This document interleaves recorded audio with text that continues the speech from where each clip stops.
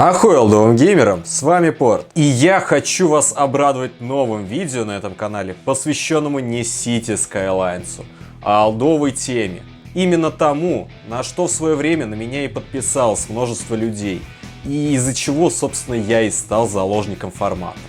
Так что я очень надеюсь, что вы это видео досмотрите до конца, достойно его оцените, в комментах что-то напишите и что-нибудь интересное для себя почерпнете. Ведь подобным контентом я стал вас как-то редко баловать в последнее время, так что возрадуйтесь, товарищи. И отблагодарите меня как-то все-таки за старание, а? Да, мне уже приходится опускаться до такого попрошайничества, ибо в последние годы статистика на моем канале начинает пробивать просто дно Марианской впадины, а, к сожалению, хоронить свое детище я пока еще не готов. Что ж, я надеюсь, мы друг друга прекрасно поняли, вы меня, я вас. Ну а мы начинаем. Начну с того, что я люто ненавижу зимы. Вот просто капец. Одеваться в 1000 шкур, чтобы выйти из дома хотя бы на пару минут до ближайшей пятерочки. Особо не погуляешь долго, ибо холодно. Приходится согреваться либо в каких-то заведениях, либо в гостях. Но для первого случая деньги нужны. А для второго, чтоб кто-то рад был тебя видеть у себя дома.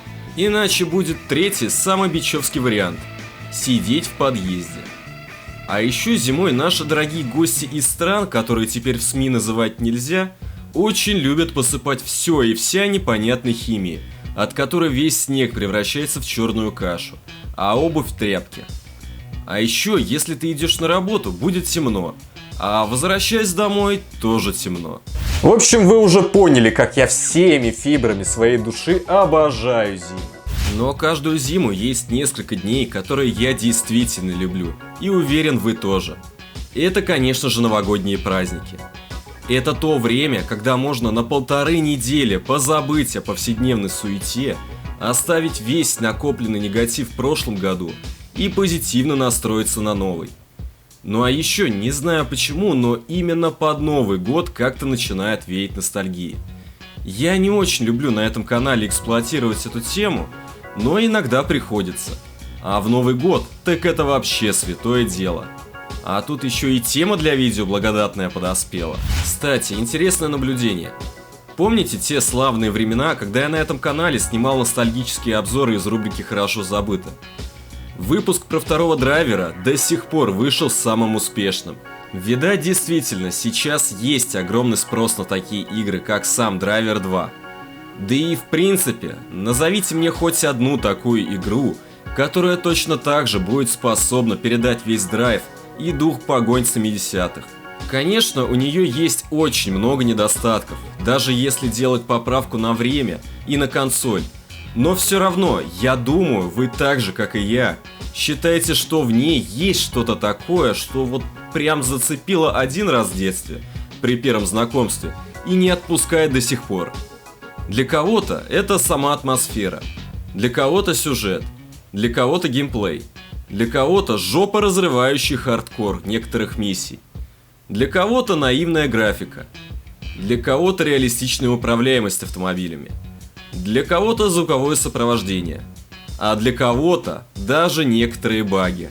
Обо всех особенностях данной игры я уже подробно рассказал в соответствующем выпуске «Хорошо забытого». Так что, кто не смотрел, переходите по подсказке и ознакомьтесь с этим выпуском. Либо же можно посмотреть по ссылкам в описании. Так вот, к чему все эти долгие прелюдии? Около года назад свершилось чудо. Драйвер 2 Back on the Streets наконец-то лишился статуса эксклюзива на первой Соньке. Я не буду считать версию на Game Boy ее портом, ибо фактически это уже отдельная игра. Так что, дорогие ПК-бояре, возрадуйтесь. Порт, сразу скажу, неофициальный, а сделанный фанатами специально для фанатов. Но я уверен, вас это не должно нисколечки напугать, а напротив, скорее даже больше привлечь.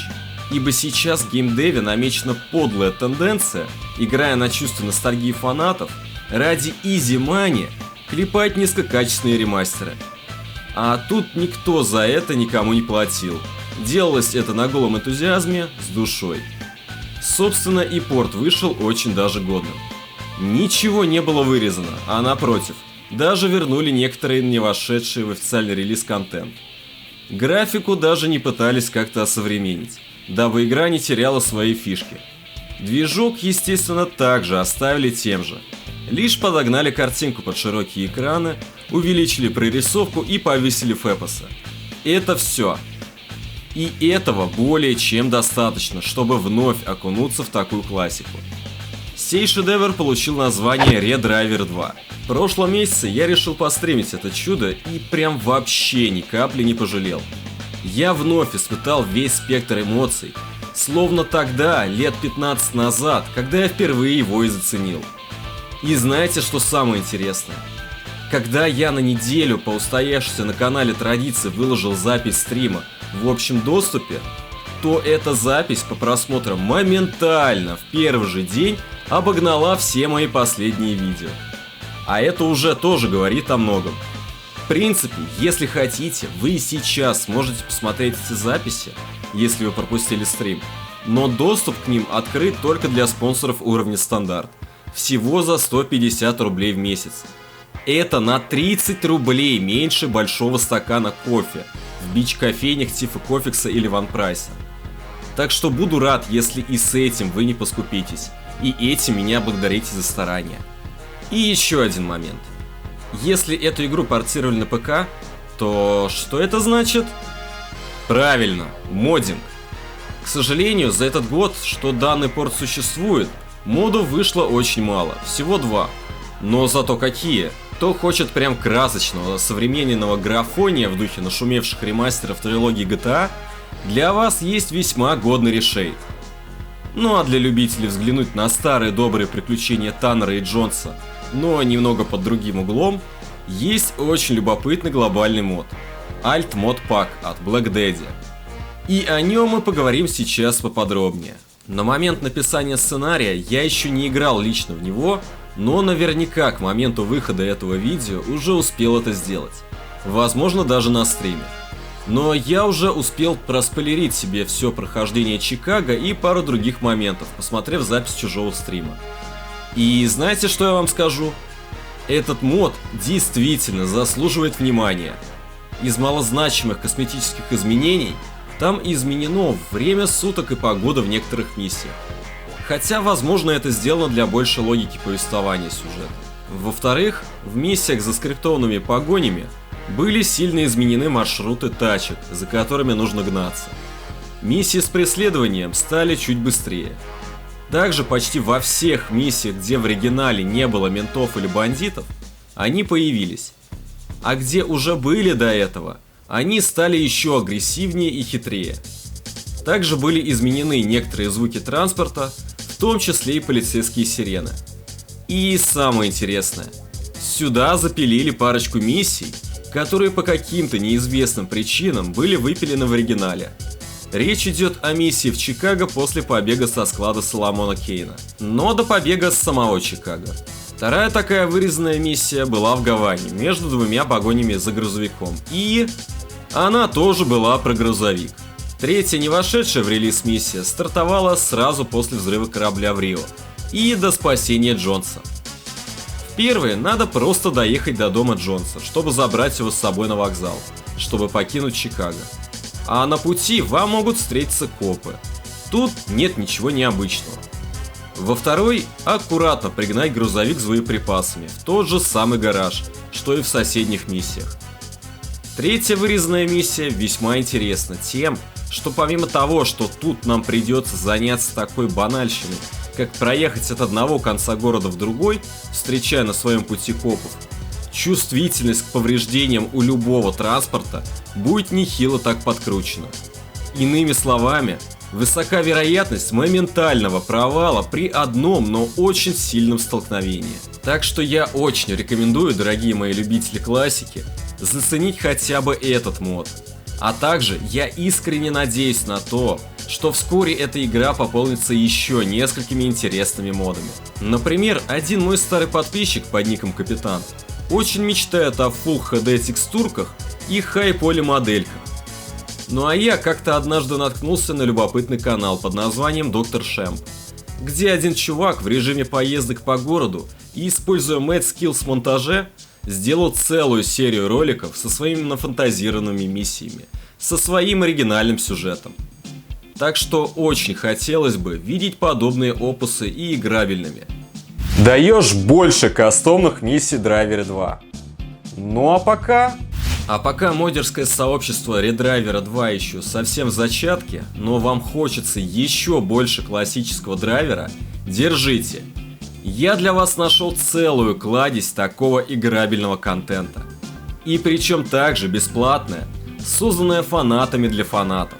Это уже не порт, а прям отдельная игра, которая прям так и источает дух самого первого оригинального творения Мартина Эдмондсона. Специально для тех, кому этого мало. Название ей The Driver Syndicate. Собственно говоря, это абсолютно один в один первый драйвер, каким он и был в те далекие времена. Погони есть, реалистичная управляемость есть, музыка в духе 70-х есть, умеренная хардкорность есть, классические американские автомобили из тех же 70-х есть. Шкала урона и злости копов есть. Квадратные улицы городов есть. Режим режиссера есть. Классические мини-игры есть. Даже мини-игра с тренировкой в гараже тоже есть. Ну и так же, как в оригинале, нельзя сбивать пешеходов и выходить из тачки. Единственное но, тут нет Таннера, нет сюжета, да и город совсем другой, вымышленный. Хотя... Насчет первого. Вон та моделька пешехода уж очень подозрительно похожа как-то на Таннера. Возможно, это такая фанатская отсылка. Насчет второго. Да и в оригинальном первом драйвере не очень-то и много сюжета было. Ну а насчет третьего. В эту игру встроена поддержка любых модов. А города из первоисточника и миссии оттуда же были одними из самых первых. И насчет модов я хочу рассказать вам отдельно. Для этой игры, еще раз повторю, бесплатной фанатской игры был отдельно создан редактор уровней.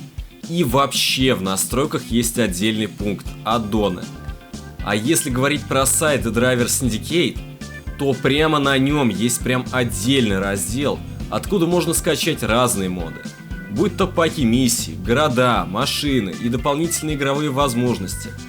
И за год существования этой игры модов успело выйти достаточно. И я уверен, что чем больше фанатов драйвера об этой игре узнает, тем больше их будет.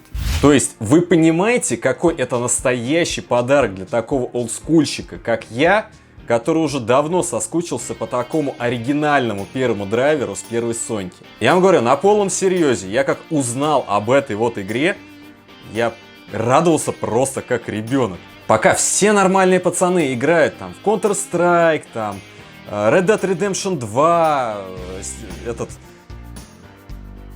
Cyberpunk 2077, я надолго засел вот в этой игре. И, кстати, вполне возможно, когда-нибудь я буду стримить время от времени кастомные паки миссий и разные карты вот по Driver Syndicate.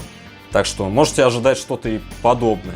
Кстати, скажу вам по секрету, я даже кое-какую карту начал разрабатывать специально для Driver Syndicate. Так что, если кому интересно, то могу обо всем вам рассказать на стримах. Так что заходите и на них. В этом обзоре я бы мог еще раз упомянуть Project Wheelman, о котором я вскользь сказал в последней части обзоров на драйвер. Но с тех пор там мало что поменялось, и в какое-то дальнейшее развитие уже верится с трудом. Но того, о чем я рассказал вам сегодня, как я считаю, более чем достаточно. У фан-сообщества по драйверу, кстати, есть свой большой Discord-сервер. Там же обитают и модеры Redraiver 2 и Driver Syndicate. Ну и, собственно, их разработчики. Так что, если владеете инглишем, заходите туда, найдете много полезной информации. Ну а я хочу вас всех поздравить с наступившим уже 22-м годом. И хочу пожелать вам успешно двигаться к своим намеченным целям. И также я надеюсь, вы и дальше будете оставаться с нами на нашем канале, как-то его поддерживать активностью, даже может быть иногда и финансово. И также я искренне надеюсь, что весь этот дурдом, который начался уже 2 года назад, поскорее станет историей.